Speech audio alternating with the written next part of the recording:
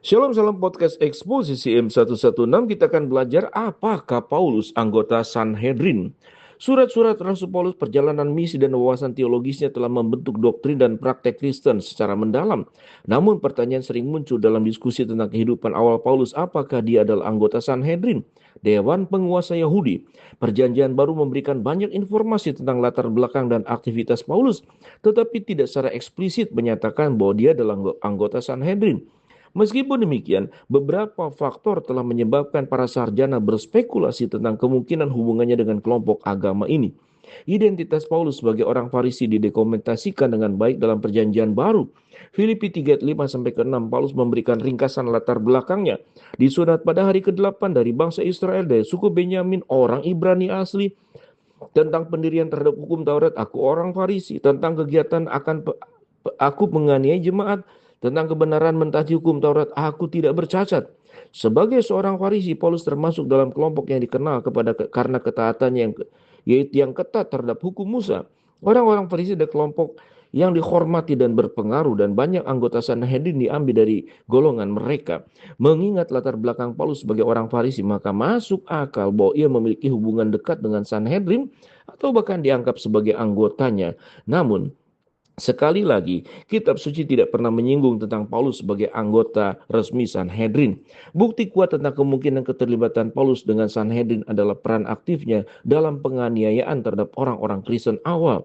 Dalam Kisah Rasul 7 ayat 5, 8 dan 8 ayat pertama, Paulus disebutkan sehubungan dengan pelemparan batu terhadap Stefanus, martir Kristen pertama. Bagian-bagian ini mengatakan mereka mengusir Stefanus keluar kota dan melempari dia dengan batu, dan para saksi meletakkan jubah mereka di depan kaki seorang muda yang bernama Saulus. Dan Saulus setuju dengan hukuman mati itu. Maka pada waktu itu terjadi penganiayaan yang hebat terhadap jemaat di Yerusalem.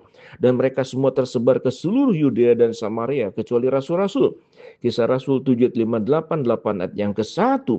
Kehadiran Paulus pada saat eksekusi Stefanus telah menyebabkan beberapa sarjana berpendapat bahwa ia mungkin memegang posisi berwenang. Mungkin di dalam Sanhedrin. Sanhedrin bertanggung jawab atas keputusan hukum, termasuk yang melibatkan hukuman mati. Dan ini memberikan kepercayaan pada gagasan bahwa Paulus mengisi beberapa kapasitas resmi di dalam Sanhedrin. Namun teks tersebut tidak secara eksplisit menyatakan bahwa Paulus bertindak sebagai anggota Sanhedrin selama peristiwa itu. Bukti lain tentang kemungkinan keterlibatan Paulus dengan Sanhedrin ditemukan dalam Kisah Rasul 26 ayat ke-10. Dalam pembelaannya terhadap Raja Agripa, Paulus menceritakan tindakannya terhadap orang Kristen awal. Hal itu dilakukan di Yerusalem. Bukan saja aku telah memasukkan banyak orang kudus ke dalam penjara setelah memperoleh kuasa dari imam-imam kepala, tetapi juga ketika mereka dihukum mati, aku memberikan suaraku terhadap mereka. Fakta bahwa Paulus mengatakan aku memberikan suaraku telah ditafsirkan oleh beberapa orang untuk menyeratkan bahwa Paulus adalah anggota Sanhedrin yang memiliki hak suara, karena dewan ini bertanggung jawab atas keputusan-keputusan tersebut. Namun, istilah Yunani yang digunakan di sini juga dapat dipahami secara lebih umum sebagai pernyataan persetujuan dan kesepakatan daripada menunjuk suara resmi dari dewan. Jadi pernyataan Paulus di hadapan Agripa bukanlah bukti definitif keanggotaan Paulus di Sanhedrin. Persyaratan tradisional untuk keanggotaan Sanhedrin termasuk menikah dan memiliki anak. Karena hal ini diyakini memberikan rasa tanggung jawab dan empati dalam penilaian hukum.